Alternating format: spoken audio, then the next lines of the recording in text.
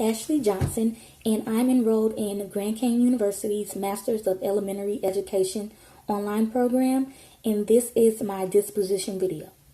The first question is, what dispositions do you possess that you think will make you a successful teacher?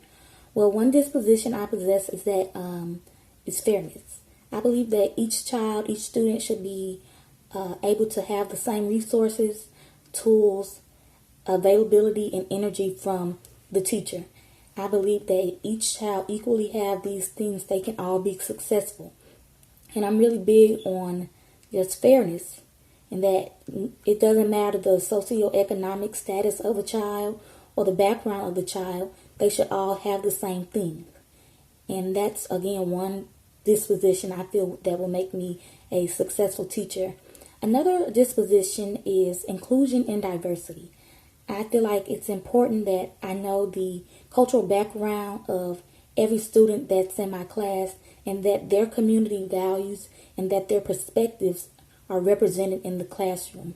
I believe that representation matters, and I feel like it can ultimately affect how the student learns if they see themselves represented in the classroom, and that it's valued and that it's deemed important by me. And again, inclusion and diversity. We live in a very diverse world, and I feel like every perspective and background should be represented so that we can all learn to respect each other's diversity and cultural backgrounds. The last disposition I have that I feel will make me a successful educator is authenticity. I believe in children being themselves, being strong in their personality, and being able to express themselves in a way that's productive. And I feel like in my classroom, I would give them the opportunity to be themselves and to speak freely without worrying about if they're going to be persecuted or if they're going to be shunned. I think just authenticity is a great disposition that will make anyone a successful teacher.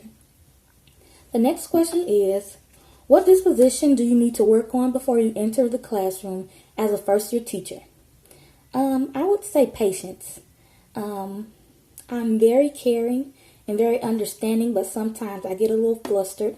So I would say that patience will be a disposition I need to work on, because I'm sure I'm gonna have children from different backgrounds and children that have difficulties understanding.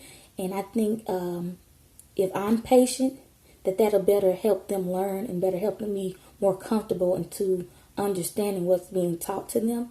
So yeah, I would say patience would be a disposition I should work on. And also patience with the parents, understanding that parents have a lot going on in their lives and that they might not be able to do everything the way I think they should do it, but to just be understanding to them and how they choose to parent. Another disposition I think I should work on is collaboration. I like to do things by myself. I feel like they can be properly done if I'm just in charge of it, but that's not a way to effectively help a child. I believe that with the help of coworkers and colleagues and community and families, that it should be a team effort so that the child could ultimately learn from everyone, and that we all should collaborate in an effective way that would help the child best learn. So I would say just being open to collaboration and other people's ideas and opinions is something I will have to definitely work on. The next question is, how do the dispositions demonstrate your ability to understand other cultures, genders, and learning differences, to build stronger relationships with students and family? How do potential biases affect teaching? I believe that understanding the importance of diversity and how it relates to authenticity is that, like, each child comes from a different background, and that background and that perspective should be represented, and that's authentic to the child, because ultimately the background is who the child is. And I believe that it could benefit them learning and how they see themselves represented. And I feel like if I'm biased, I could misrepresent the child, and I could make snap judgment on their ability to learn and just their motivation to learn. So I don't want to do that. I want to make sure that I'm being fair and that my dispositions help me be a better educator. The last question is, how do you anticipate using feedback from your annual performance evaluations, observations, and data on student performance to adjust your dispositions and teaching practices to benefit learning? I would say I would just take it as constructive criticism and just have a positive attitude about my evaluations, that I should always be willing to do better and aspire to be greater for the children.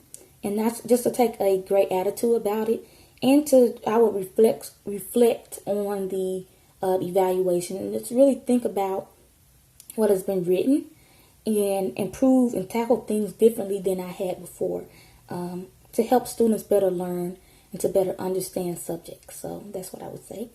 And that's all for this disposition video. Again, my name is Ashley Johnson. Thank you for your time.